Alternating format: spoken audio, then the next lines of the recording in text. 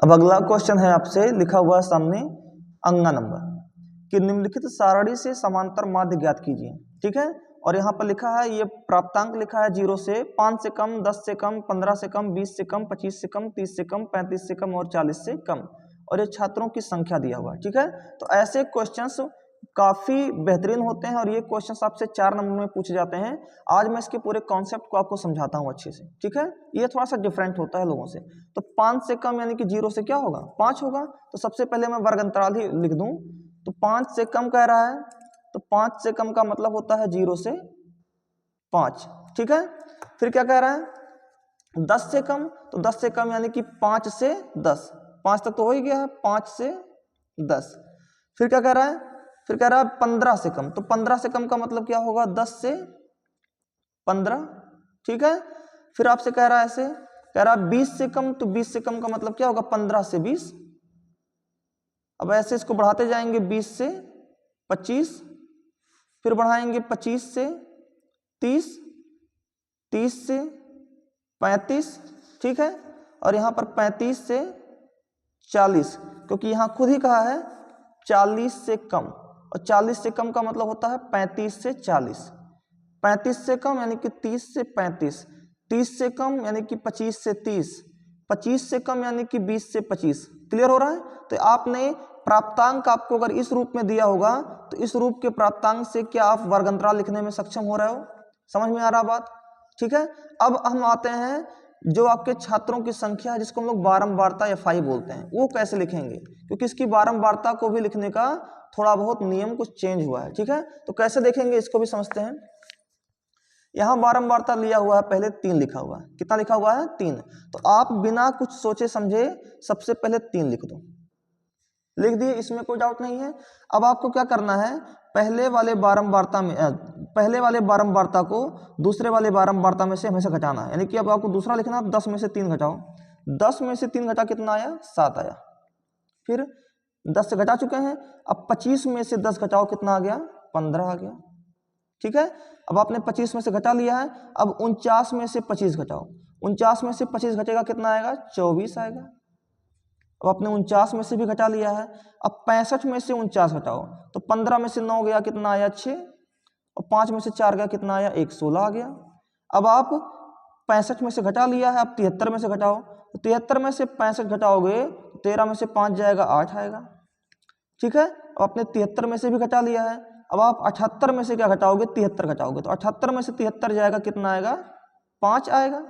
Clear हो रहा है? अब आपने 78 में से भी घटा लिया है, अब आप 80 में से 78 घटाओ, और 80 में से 78 घटाओगे कितना आएगा 2 आएगा। बताओ समझ आ रहा है? सबसे पहला काम आपने 3 लिख दिया, अब 3 के बाद क्या आया है 10, तो 10 में से 3 घटा दो कितना आ जाएगा 7। फिर 10 के बाद कितना आया 25, 25 में से 10 घटा दो, फिर 49 में से 25 घटा दो, फिर 65 में से 49 घटा दो, फिर 73 में से 65 घटा दो। ठीक है, फिर 78 में से 73 घटा दो, फिर 80 में से 78 घटा दो। हमने बार बार ही किया, दूसरे वाले में से पहले घटा दो, दूसरे वाले में से पहले घटा दो, दूसरे वाले में से पहले को, दूसरे वाले में से पहले को, दूसरे वाले में से पहले को। आशा है आपको अब बारंबारता लिखने में कोई दिक्कत नहीं होगी। समझ आ रही बात? अब अगला है जो भी है, अब आपको इसको सॉल्व ही करना है। मध्यमान हमको क्यों निकालना, क्योंकि आप जानते हैं कि जब हमको हमसे पूछा क्या, हमसे क्वेश्चन में पूछा ही है कि क्या निकालिए माध्य ज्ञात कीजिए। यहाँ देखिए लिखा हुआ समांतर माध्य ज्ञात कीजिए। तो समांतर माध्य निकालने के लिए जो फॉर्मूला आपने पढ़ा हुआ है वो क्या पढ़ा है, वो फॉर्मूला आपने पढ़ा है सिग्मा समांतर माध्य x बार इक्वल टू होता है sigma i equal to 1 to n fi into x i upon sigma i equal to 1 to n fi।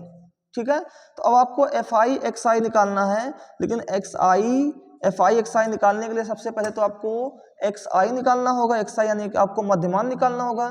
तो हम लोग पहले मध्यमान निकालते हैं। ठीक है, तो मध्यमान कैसे निकालेंगे, आप इन दोनों को जोड़ेंगे, प्राप्तांकों को जोड़िए। 0 और 5 कितना होता है 5, 5 बटे 2 करेंगे आ जाएगा 2.5, 2.5। ठीक है, 5 और 10 15, 15 बटे 2 करेंगे आ जाएगा 7.5। तो आप देख रहे हैं 5 5 का अंतर है, तो यहाँ भी 5 5 के अंतर पर लिखते चले जाओ।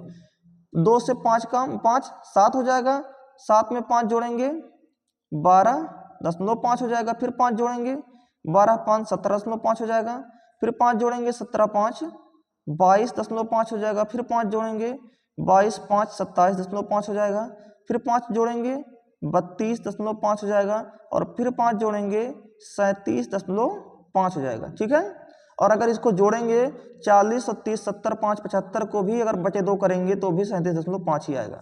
तो आप 1 2 निकाल लीजिए, फिर देखिए कितने कितने का अंतर है, और उतने अंतर को आप इसमें जोड़ते चले जाएंगे, आपका मध्यमान xi निकल के रेडी हो जाएगा। क्लियर हो रहा है? इतनी बातें आपको समझ में आई। अब आपको fi इंटू xi निकालना है, यानी कि मल्टीप्लाई करना है। तो कर दीजिए, 25 तियां होता है 75, यानी 7.5, 7 पचे 35 के 5, 7 सते 49, 49 और 3 कैरी 52, ठीक है, 10.5 हो जाएगा।